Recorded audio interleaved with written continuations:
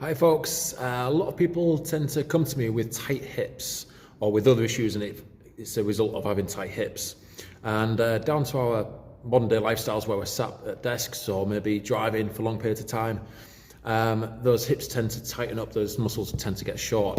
Also sports such as cycling as well, where in that constantly flexed position at the hip can tighten these things up. So here's how to stretch them out effectively. So basically we call them hip flexors, but it's the psoas muscle, the iliopsoas muscle. So it starts kind of here, just kind of above the top of the quads and below the abdominals, obliques there, and it goes deep through the hips and comes out onto the lower back round here. So sometimes it can be in the form of lower back pain, or sometimes it can be more here on the front of the hip.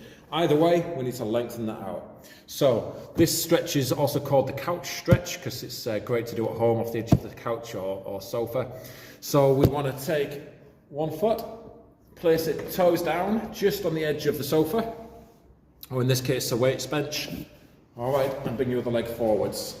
Now if your hip flexors are really tight, you might struggle to bring that hip forwards and it might be pulling you forwards. All right, you might struggle to get that knee up. Okay, so just take it steady. We don't want to force anything, just encourage the motion. So maybe this is level 1, okay, and then level 2, get yourself up onto the knee there, and then level 3, we want to be up nice and high.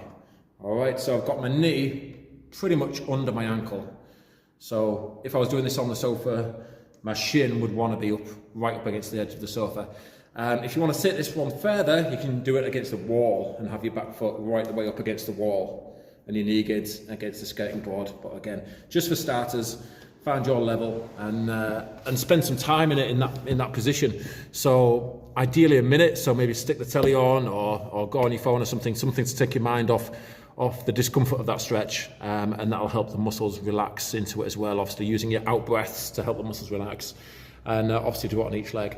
So that's how to stretch out your hip flexors and give your hips a bit more movement, which will give your spine some more movement. Okay, let me know how it goes.